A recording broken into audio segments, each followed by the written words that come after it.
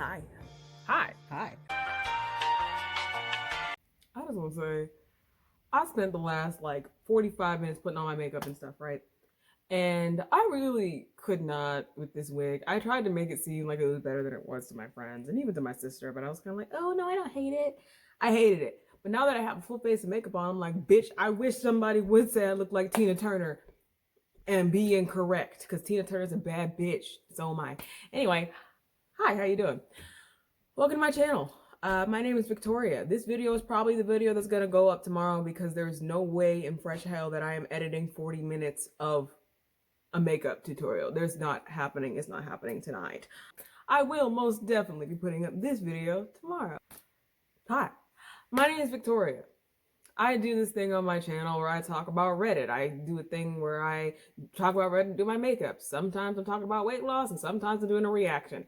Right now I'm talking about weight loss. So today we're going to be talking about that first glorious 2 weeks of life after the sleeve. So if you did not know, if you don't know, I had the bariatric sleeve. I had the gastric sleeve when last year, the year before last, give or take. And I'm about a year and some change out. So yeah, I know all about it. I still make mistakes. I'm not perfect. I can only give advice as I've experienced the things that I have experienced. Does that make sense? I can only really help so much, pretty much is what I'm trying to say. I'm going to tell you my experience, and my experience will differ from everyone else's because everybody has a different experience. If you like me, my face, what's going on, I'm confused. I'm just as confused as you are, but I'm not mad. I'm confused, not mad. If you like my face, if you like this weed, subscribe to my channel. If you don't, still subscribe so you can tell me what to do next. All right, so today we're going to be talking about that first 2 weeks. Oh, did I already say subscribe? Yeah, subscribe, all that good stuff. So we're going to be talking about that first 2 weeks. So before you have the surgery, before I had the surgery, I had to go on a liquid diet. I could not eat or drink liquids that were not water or a protein shake up until I think it was 4 hours before my surgery. Although I'm pretty sure I got to drink water a little bit before my surgery. And my surgery was also late, so they did give me water while I was waiting. So I literally waited like an extra 4 hours because there was complications with somebody else's surgery that they needed to help with. So yeah, that's how that happened. But basically, I'm gonna tell my story and then give advice. So I came home from the hospital in a lot of pain. Didn't want to be bothered. Still don't want to be bothered. It's just a very big part of my personality. I didn't want to be bothered really, so I tried to stay to myself, but I knew I needed to be around people, so I went downstairs.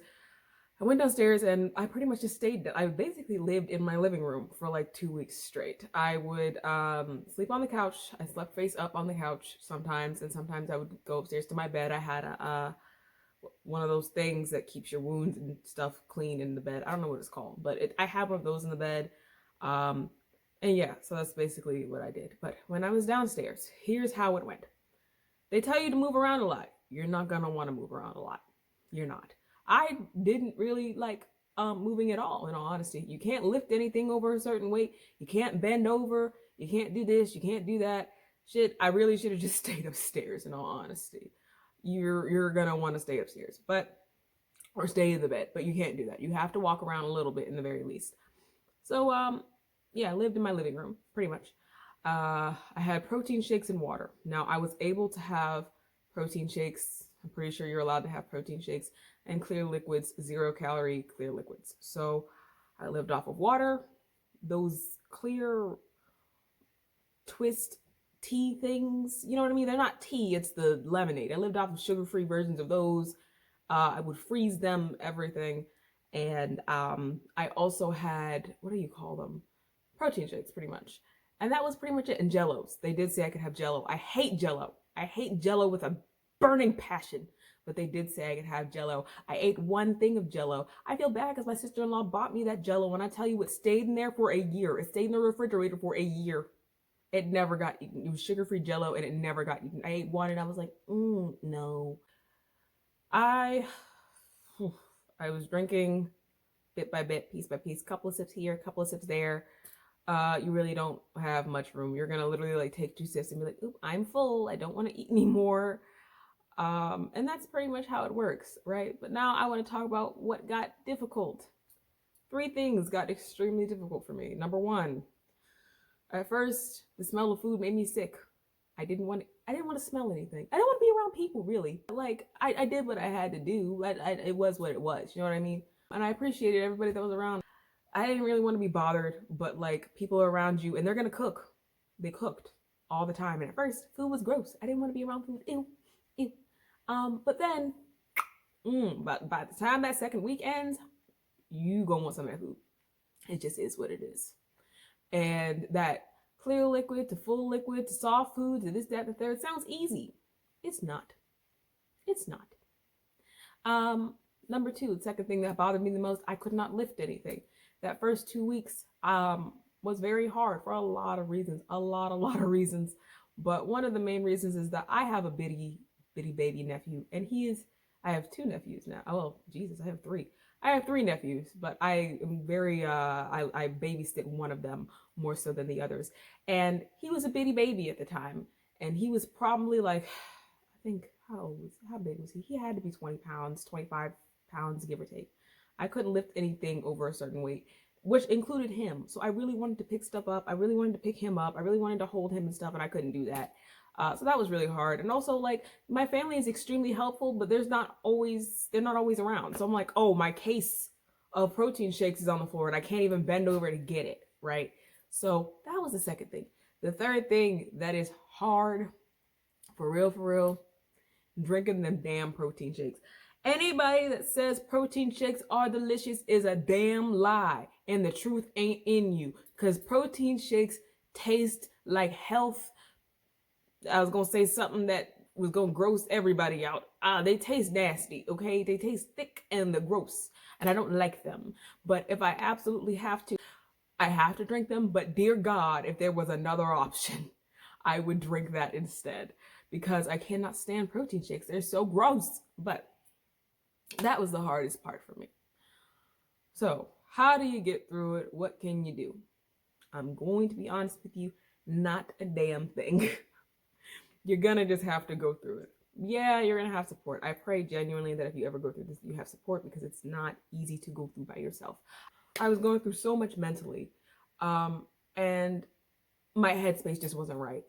I just keep saying, oh, I don't want to be bothered. I didn't want to be bothered. I could not have done this by myself. I could not have made it by myself. It would have been impossible. Another thing, I spoke to a nurse, because your body goes through a physical change. And here's something they probably won't tell you until after.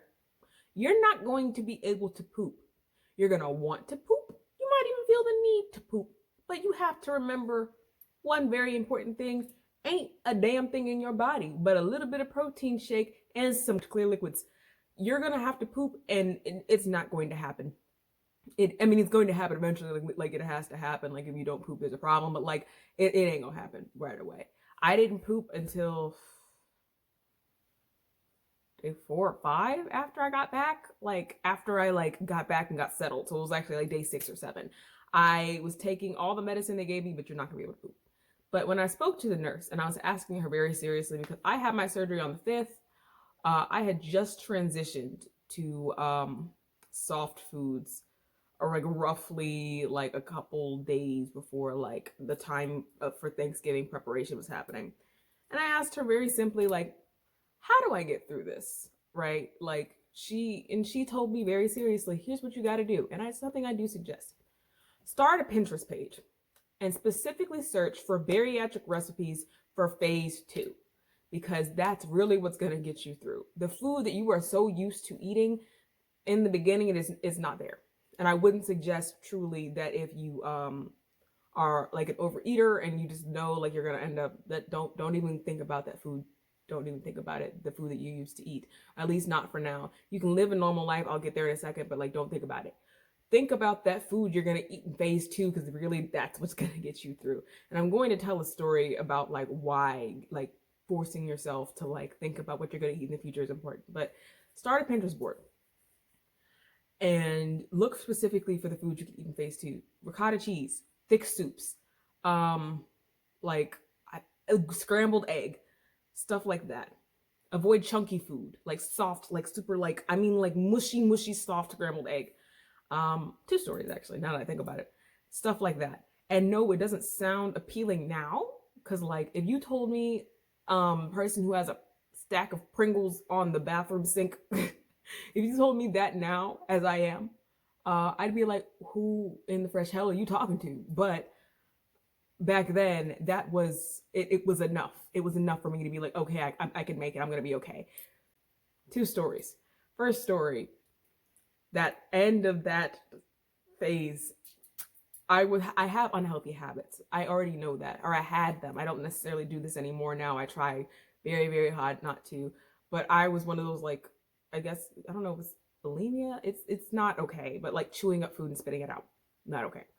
Um, that's what I did. And my little brother, cameraman Trinity, was there to stop me from doing so, because when I tell you, I had like 3 or 4 days left and I was dying. I was like, there's chicken in the house and there's this in the house and there's that in the house. And I was like, I want it. And this was like the day before I spoke to the nurse on how to like get through it. And I literally like put chicken in my mouth, and he just so happened to peep it like out of the corner of his eye. He was like, what are you doing? And I was like, no. And he literally was like, spit it out right now. And he made me spit it out. And I never did that again, because he literally like cursed. Like, Trinity's not really like a curse you out type of person, but he was that day, because he was really like, you realize that that could have really messed you up. Like, you could be in danger. You could be in pain because you just want to eat some food. And I was like, oh shit, you right. And I never did it again. I haven't done it again. I don't have that urge to like taste something that bad. Because like, even if I had swallowed a little bit, I don't know what could have happened. Second story. This is going to help somebody, especially when you are, oh Lord, entering that wonderful phase 2. So, phase 2. That morning I was excited. I was so damn happy. You couldn't tell me shit. I went to sleep with anxiety and I woke up with anxiety because I have anxiety, but I was still happy as hell. I went downstairs. I scrambled that egg. I whipped that shit like I was about to hit the nay-nay. Watch me whip and nay-nay. I got it together. I threw it in the pan. I fried it up real soft. It was like almost like not cooked, which doesn't sound right, but understand what I mean. It was super soft. It's scrambly. I took 2 bites. I was sick as a dog. I was so sick. And I know you're thinking, oh, it's because you're eating raw egg. I was joking. I was being facetious. Quite literally, you're going to be so excited to eat, I could not make it through an entire egg. You're going to be so excited. Oh my God, I can taste real food. I can have something with texture. Calm down, because you're excited for literally nothing. You're going to take 2 bites and be like, oh, I'm full. I also, that same day, ate soup. I had a thick soup, because that's what I could have. And it was Campbell's cream of chicken with herbs. Not only was it already gross, because who the fuck eats that, it was extremely hard on my stomach, and I could not tell you why. I have not eaten it since, because even now as I think about it, it's making me nauseous. So just get through the liquid part, boo. As long as you get through the liquid part, you're okay. But getting through the liquid part is a bitch. I'm being honest. I'm going to be completely honest with you. Do not ignore anything the doctor says to you. Make sure you're doing right. Do not try to eat real food. Do not try and don't try and finagle your way out of stuff. For real, don't take advice completely from my videos. Always ask a medical professional, because in all honesty, my memory from that time is blurred. Partially because I don't want to remember, but also because it was a year and a half ago. So like, just try not to, don't try to finagle your way around things. Just do what they tell you to do. Read whatever they give you. Reading rainbow, butterflies in the sky, I can go twice as high. Take a look, it's in a book. Read whatever they give you, because for real, that is going to save you. Honestly. Oh, and what was I gonna say? You can eat good food and shit later. Like, way down the line, and it's crazy because the food that used to satisfy you will not satisfy you anymore. You're gonna eat 2 bites and be like, oh, now I'm full. Do not overstuff yourself. All that good stuff. I should really talk about it in another video. I'm kind of tired and my back hurts because I'm sitting like this because I can't see because of the bayang. So I'm gonna go to bed. This has been Victoria Television. I really hope you enjoyed this video. I have no idea what happened to it like the last 5 minutes, because in all honesty, my brain is all over the place and I'm just trying to like not fall asleep. So if you like this video, give it a like. If you like whatever's happening here, I'm giving you very Doja Cat, Mad Hatter, his sexy cousin, Angry Agatha, I don't know. If you like whatever's going on here, give it a like, subscribe to my channel, share this video with your friends. I make videos on Tuesdays and Fridays. I don't know which video is going up first, so I couldn't tell you.